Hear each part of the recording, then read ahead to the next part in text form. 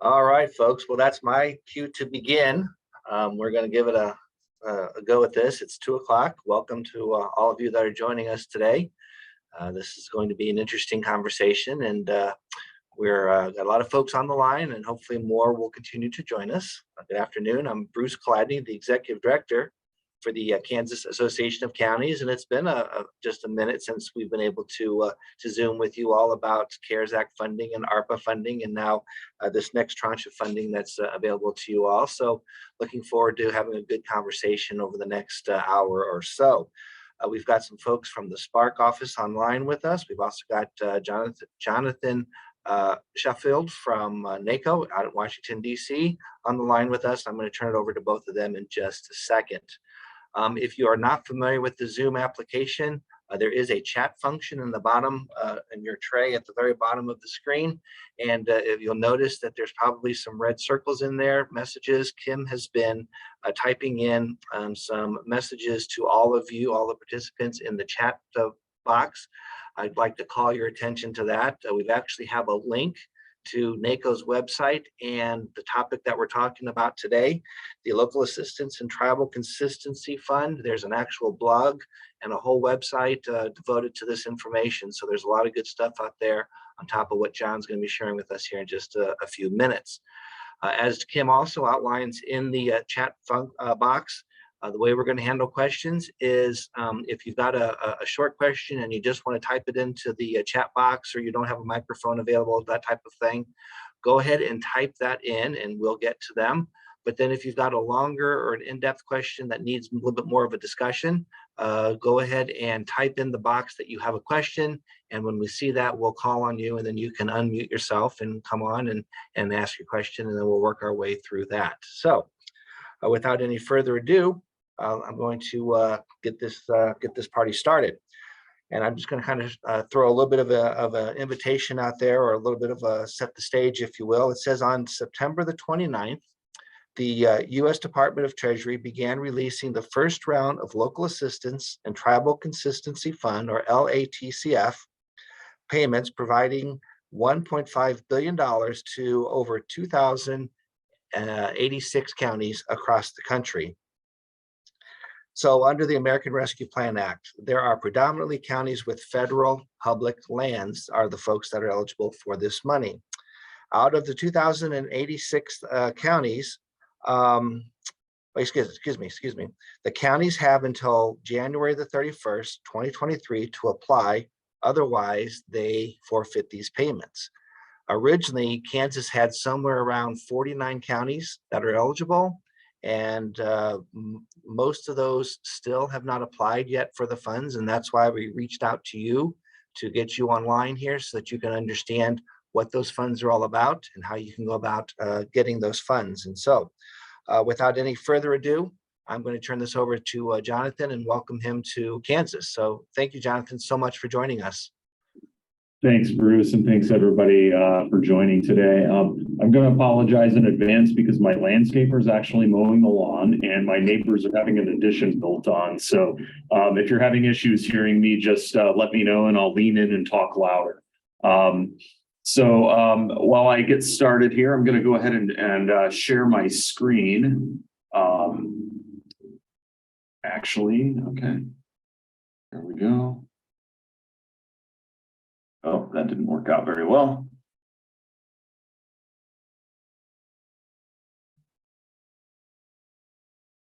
Okay, is that working now?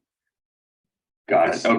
Sure is. Yes, we can see that you're sharing your screen. There we go. Perfect.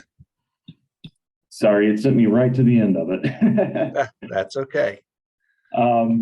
As Bruce mentioned, this program was just launched a few weeks ago. And so we're really trying to spread the word to all of the eligible counties nationwide about the need to jump on this and apply for these funds. So this screen is just kind of giving you a brief rundown of what I'm going to go over throughout my presentation this afternoon. And then this slide, and I'll make sure and post in the chat as well a link to these slides so that you can have these at your disposal. And this slide in particular has a lot of good links and information directly to the Treasury website, where you can read the guidance directly, the formula methodology, your county's allocations, find out more about your reporting requirements, and then sign up for some email updates from the department directly. So the top 5 highlights that we really want to bring home, and if you don't remember anything from my presentation today, if you could just remember these top 5 things, we would definitely appreciate it.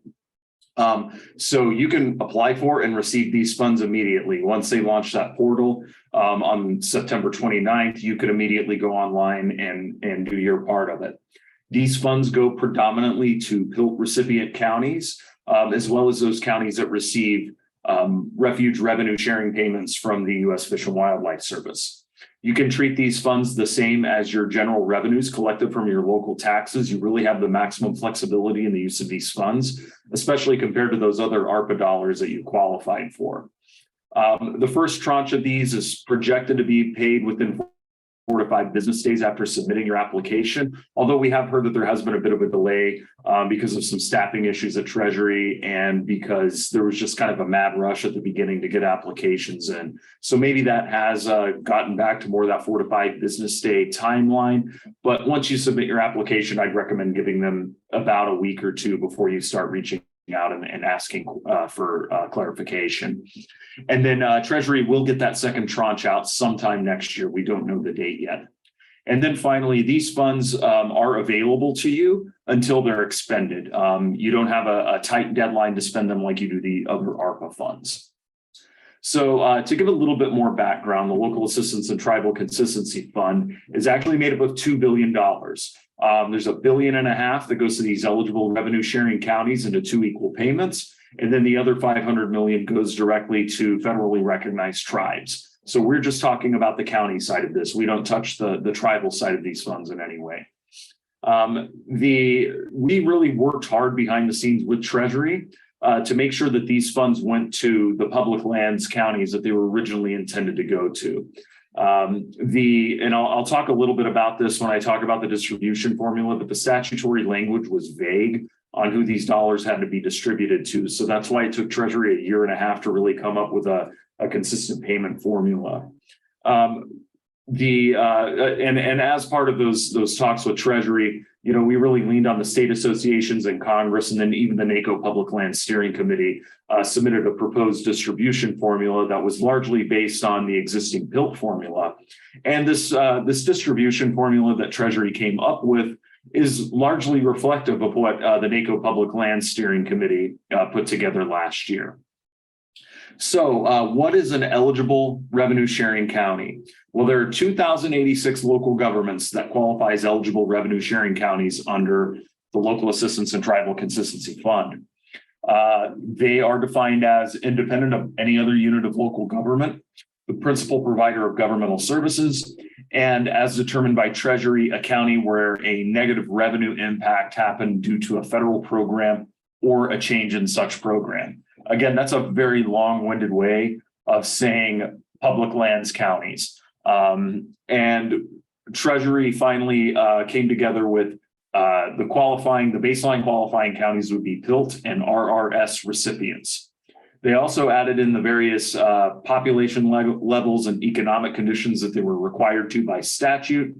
And what their formula spit out is for those 2,086 counties, you can get somewhere between $50,000 a year for 2 years or $6 million a year over 2 years, somewhere in that range. So your minimum payment's $100,000 total, maximum is $12 million total. Now, I will say before I talk about the application process, as you can imagine, the bulk of these dollars go to Western states and Western counties, those major public lands counties that you think of in the West. However, as Bruce mentioned, 49 Kansas counties are actually eligible for these funds because they're either PILT or RRS recipients. 19 have applied so far. As of Monday, 30 had not, according to Treasury. And the total funding that's on the table for Kansas is $5 million for your local governments. Your counties, by and large, get the minimum $100,000 over 2 years, with the largest recipient being Morton County. I know there's a Norton and a Morton, so Morton with an M will receive $165,000. They're the biggest recipient in Kansas. These funds are, of course, immediately available after the application and once they're distributed. Treasury's online portal has what you need as far as application instructions and the information on your county specific funding level. Your county's ARPA point of contact, the individual that filled out your ARPA payment application a year and a half ago, filled out the most recent one as well, is the individual who should have received the information from Treasury and will be the individual responsible for filling out the application for your county. Bruce mentioned the deadline is January 31st at 11:59 Alaska Standard Time. But there is no second bite at the apple on this application like there is with the other ARPA dollars. You have to get it done by January 31st. Otherwise, those leftover funds that are not distributed will actually be rolled into that second payment and be distributed to the other counties that took care of business and got their applications in. So you may be feeling in a generous mood and feel like your neighbors could use the money more than you. I'll leave that up to you, but I would recommend getting your application in. So as far as eligible uses go, I mentioned that you have the broadest imaginable use in these funds. Any governmental purpose other than a lobbying activity. So don't pay your NACo dues, don't pay your Kansas Association dues, don't pay your state or federal contract lobbyists if you have one with these funds. But otherwise, you can really, the broadest gamut you can imagine is your eligible use of funds. Up to and including expenses incurred after March 15, 2021, which is another big difference between those other ARPA funds. You can use these to meet non-federal matches or cost shares.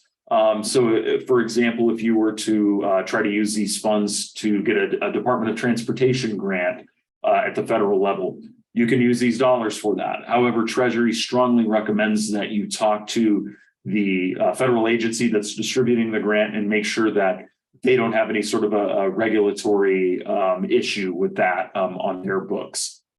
And another important thing to consider is that you can transfer or pool these funds with your neighboring counties for specific projects. If you have some sort of a sewer upgrade or a road that needs to be paved or something like that, or you want to team up and lay some broadband cable, you can totally use those funds for that purpose. Also, a little bit of information on how this program interacts with a couple of other federal programs that, that I've had an issue with, that I've interacted with other ARPA funding. Federal Davis-Bacon prevailing wage rate requirements are not going to be an issue. If you decide to conduct some or use these funds for an infrastructure project, you don't have to worry about the union prevailing wages in your area like you would under the Davis-Bacon law, like you may have to do with some federal funds. This is different from that. Additionally, just by receiving these funds and spending them, it's not going to trigger NEPA or other environmental laws. That was a big question that we got from folks was, well, if I get these funds and I spend them on a project, does that automatically trigger some sort of a federal environmental review? However, if you use these funds on a project that would normally require a NEPA evaluation, it's still going to be, it won't change that in any way. So this doesn't touch any of those environmental laws one way or another. And that third and final bullet point, it's a long-winded way of saying that you don't have to comply with the Build America, Buy America procurement requirements under federal law. And that's because there's a 6-month waiver for these funds, and it applies to both tranches of payments. The 6-month waiver applies to the actual application process. And so because the January 31st deadline is well within that 6-month window, you don't have to worry about Build America, Buy America. You're exempt from it.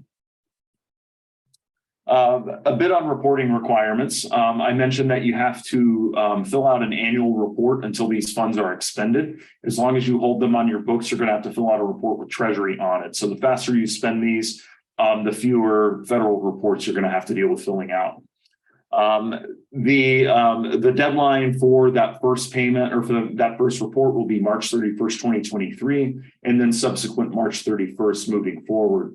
If, for example, you were to take if you're one of those 19 counties that already applied and maybe even received these funds in the state of Kansas, say, for example, you use these dollars to conduct your election last month, and you spent all of your money for this tranche on conducting an election. You just need to go online once that report form is ready to be filled out, once Treasury launches it, indicate that on the form and submit it, and you're done for this year.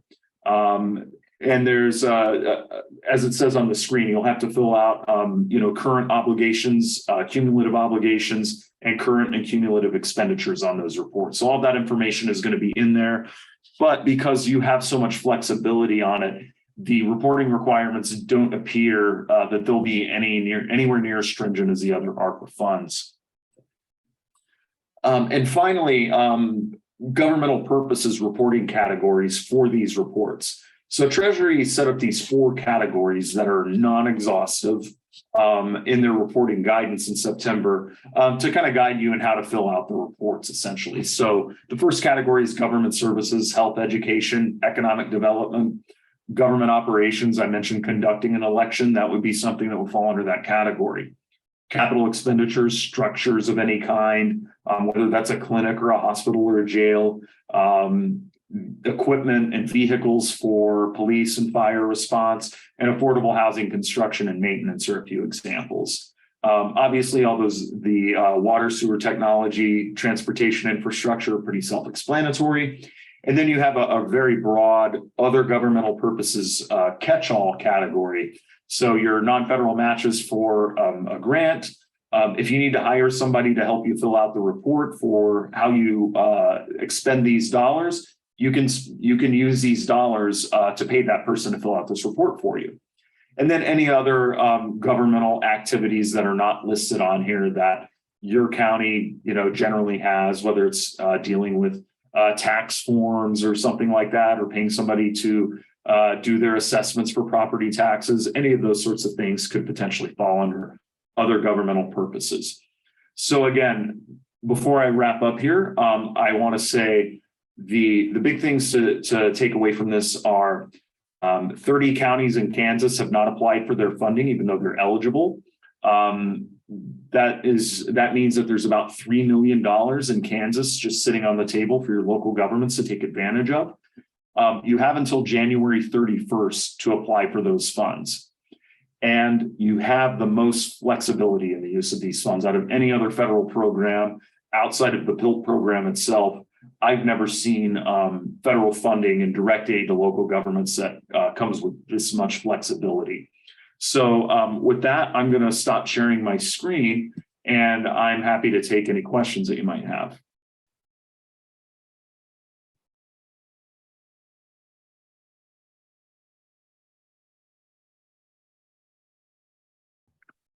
All right. So I got one question. You said the counties that don't, if not all the counties apply, the second round of money that comes in 23 is going to be larger than, for example, my county is eligible for 50,000 in 22 and 50,000 in 23. Is the $23 amount going to be higher? Yes. So if say 100 counties nationwide, and they all have, $100,000 total that they're eligible for, don't apply, then that extra $10 million would then be distributed to the other counties that did fill out their applications and are eligible for a second tranche. So they would get a larger payment of some kind. When would we know that dollar amount? It would be after the January 31st period. I don't know when Treasury is planning to announce what those second tranche funding levels will be, but they said it will be sometime in calendar year 2023. Thank you. And I see there are a couple of questions in the chat here. Can these funds be kept in an interest-bearing account? Yes, these funds are yours until they are expended.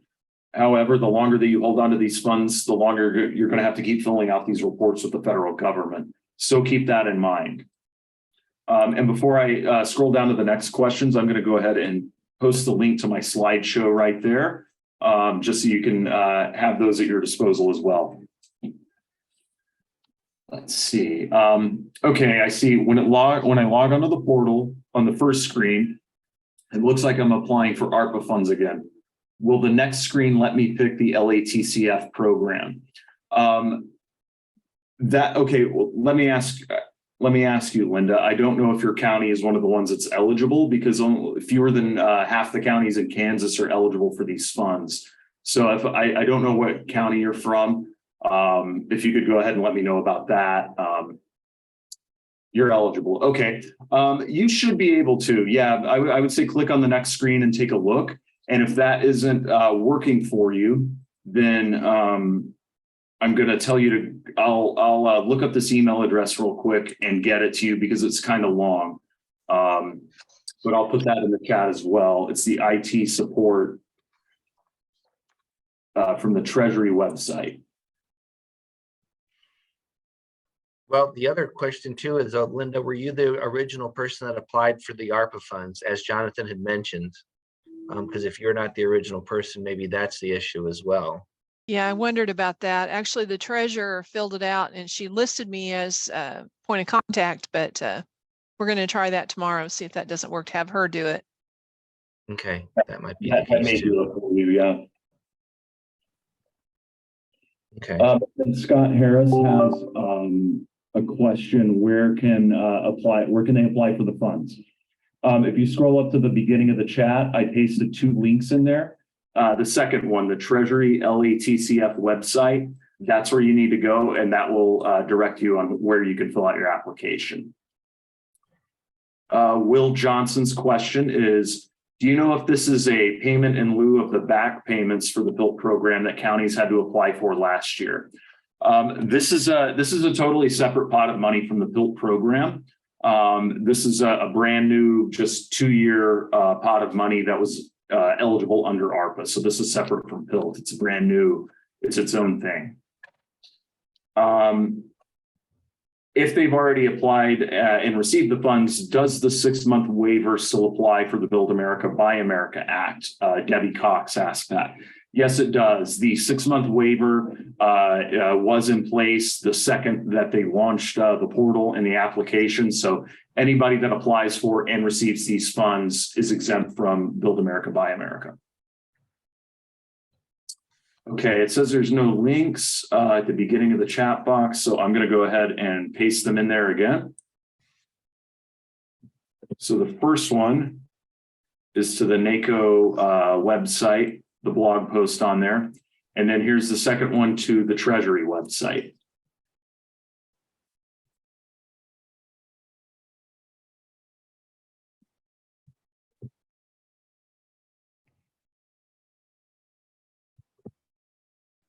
And there's the one for Treasury's website, and that's where you can find the application and all that information. I'm not seeing any other questions here in the chat, but if there are any, feel free to raise your hand or shout out. Okay, we'll keep this rolling. And so, like we mentioned, we've got a few of the folks from the Spark office that are joining us today as well.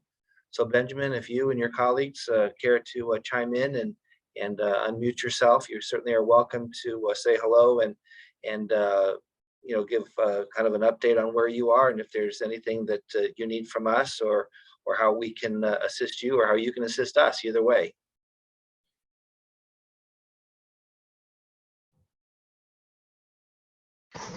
I will go ahead and, I think Andrea is on this call. I'll go ahead and yield to her, since Okay. she's the one with all the updates for the Office of Recovery. Awesome. All right. Very good. Thank you. Hi, Andrea.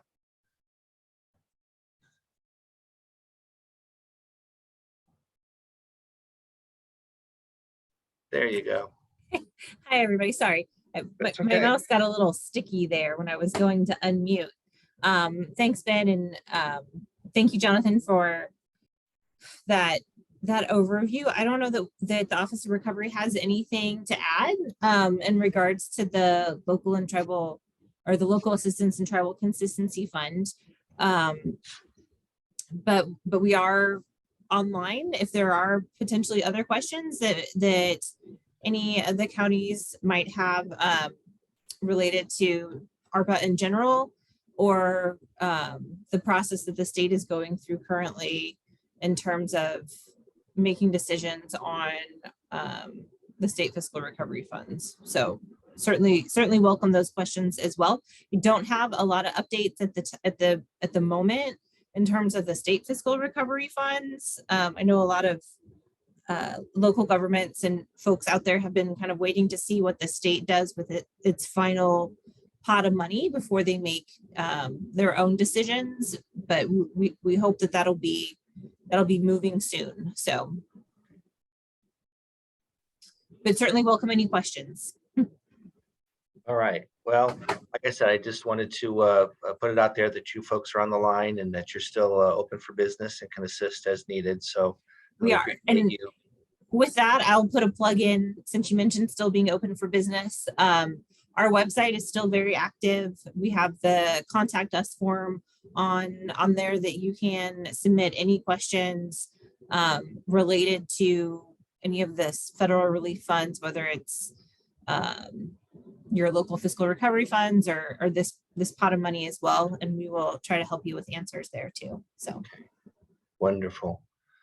For those that are on, if there's issues as to why you're not applying, let us know, please. Even if you want to unmute yourself now and share with us what's going on, if there's an issue, if there's maybe, because I did have one commissioner when we were at the annual conference a couple of weeks ago, one commissioner can express her concern because they're a conservative county. And so they were concerned about all this federal money that's being made available when they're very fiscally conservative. And so there was a little bit of a difference in philosophies there. And so we're just kind of, and I see Jonathan shaking his head. Do you have I would just say that these funds are going out the door regardless.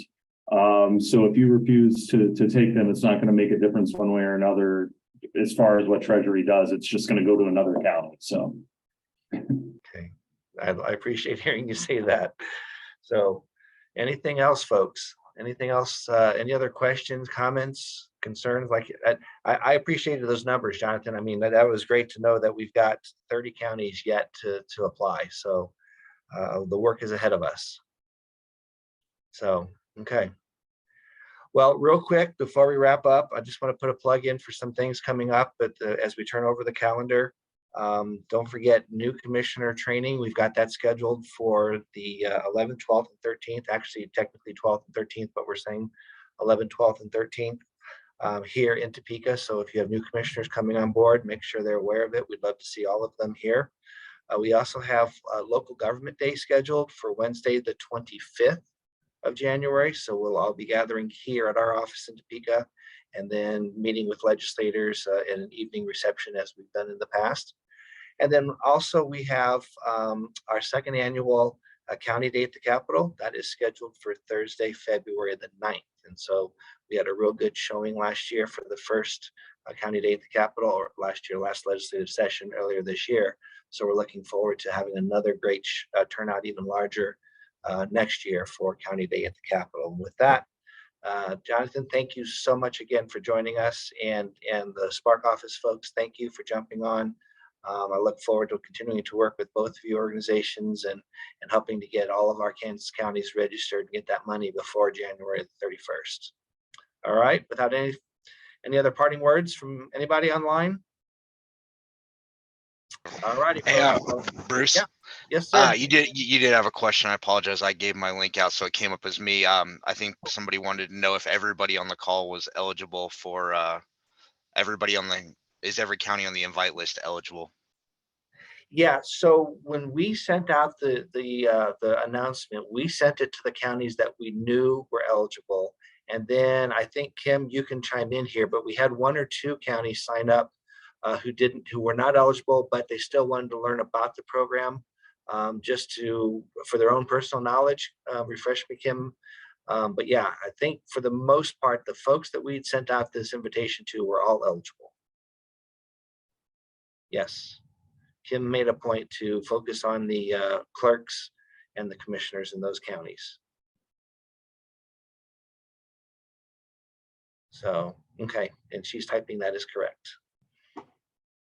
Okay, so if you received an invitation from us, then your name is on the list that Jonathan needs to work with to twist those arms. So, all righty, folks. Well, have a great rest of the day. And again, thank you so much for joining us. And we look forward to seeing you in the new year. All right. Take care.